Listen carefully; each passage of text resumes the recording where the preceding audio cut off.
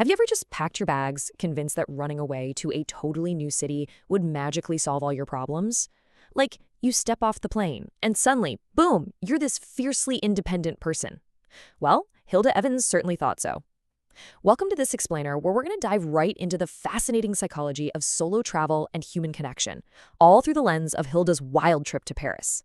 It's a journey that really forces us to ask what we're actually running from when we try to escape. I have discovered that Paris is the most wonderful city in the world. Now, that sounds like the absolute perfect postcard ending to a European vacation, right? But here is the fascinating context behind those words. This glowing one-sentence letter wasn't just fired off to some random pen pal. It was this triumphant declaration sent to 3 different men back in New York. And get this, it completely contradicted literally everything she had been saying for weeks. Which brings us to a massive, glaring question. Why on earth did Hilda spend almost her entire trip telling everyone she absolutely hated Paris? I mean, before that single joyful sentence, she had been firing off these long, bitter letters home, just complaining about the city nonstop. So what exactly happened to trigger such a huge psychological shift? To figure that out, we kind of have to look back at why she left in the first place. You see, Hilda arrived in Europe chasing this specific myth, the idea of total, unattached independence. She was absolutely convinced that spending a few weeks entirely alone would be, liberating. She explicitly, deliberately rejected the daily routines and the safety of her home in New York, mostly because she wanted to prove to herself and everyone else that she didn't need anyone to experience the world. And she left behind a really comfortable safety net to do this. She had these admirers back home who were super eager to accompany her. And yes, they were literally named Tom, Dick, and Harry. It sounds like a joke, but it's true. Tom offered her guided museum tours, Dick promised dinners and dancing, and Harry, well, he practically begged her not to go alone. But Hilda, she categorically refused them all. She traded guaranteed companionship for this illusion of solitary liberation. But as you can probably guess, the highly romanticized Paris she built up in her head, it didn't exist. Instead of feeling liberated and free, she just felt incredibly overwhelmed by the crowded streets, the noisy cafes, and these distant locals who, to her, seemed way more arrogant than charming. Within a matter of days, this fierce independence she fought so hard for had basically morphed into pure, miserable alienation. Her daily routine quickly became this exhausting, repetitive cycle of isolation. Mornings were spent just wandering around entirely alone. Afternoons, burned on these aimless carriage drives with absolutely no destination in mind. And then her evenings culminated in sitting through these really elegant, fancy dinners in total, agonizing silence.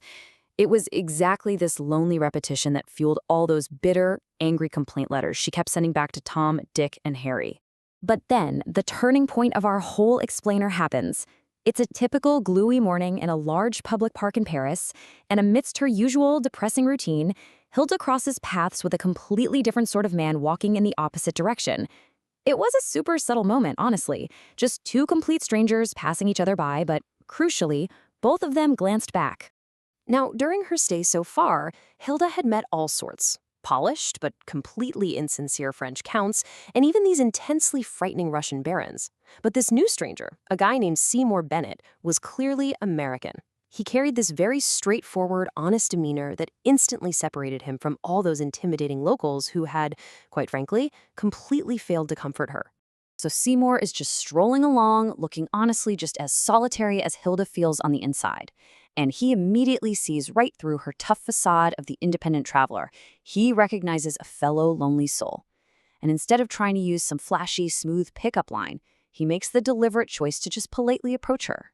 Right after that shared glance over their shoulders, Seymour actually turns around. He respectfully bridges the physical gap between them, walks up, and introduces himself simply as an American who's also traveling alone. And then he prepares to say something incredibly risky. He looks at her and says, "I hope you won't misunderstand me, but I thought perhaps you looked as lonely as I feel." Wow. I mean, this is a moment of pure, unfiltered honesty. Seymour is putting his own vulnerability right on the line, offering his own loneliness as a bridge to try and connect with hers. But her reaction, it's immediate, and it is highly defensive. She just shoots back, "You are mistaken." Boom. Her pride instantly builds this massive, impenetrable wall. For Hilda, admitting she was lonely would basically mean admitting failure. So she just flat out rejects his lifeline, even though it is exactly what she desperately needed in that moment. Honestly, think about your own experiences for a second. Why do we do that? Why do we push people away the exact second they see right through us? Hilda is suffering from this profound, crushing loneliness. Yet the very moment someone accurately recognizes her pain, her first instinct is to completely deny it. It's such a fascinating human contradiction, isn't it? We desperately want to be seen, but at the same time, we are absolutely terrified of being truly perceived.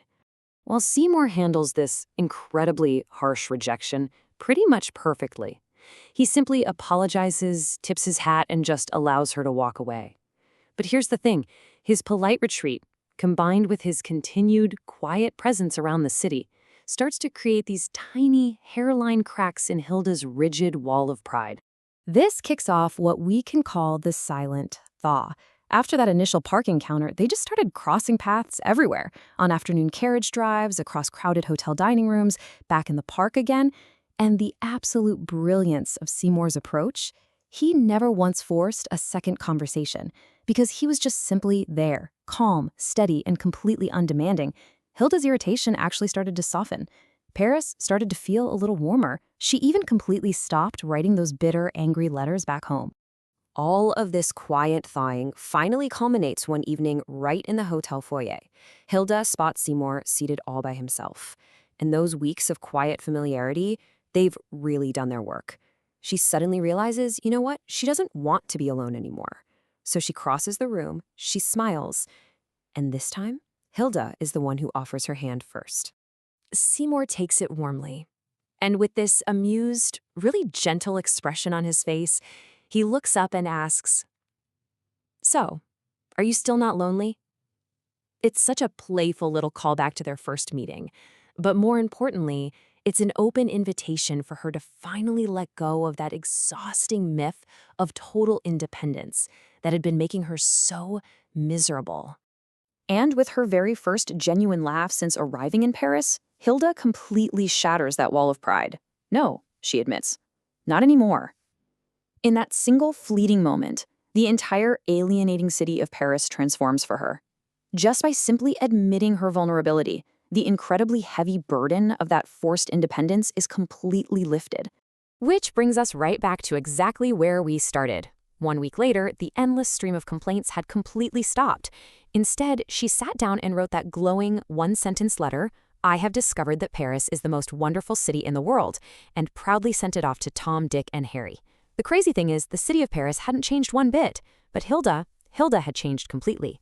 As we wrap up this explainer, I want to leave you with a final thought on that really delicate balance between freedom and connection. Hilda Evans learned the hard way that just running away from your support system doesn't magically grant you freedom. So we have to ask ourselves, does true independence really mean standing completely alone?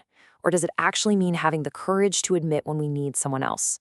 Because sometimes the most liberating thing we can possibly do is simply allow ourselves to be seen.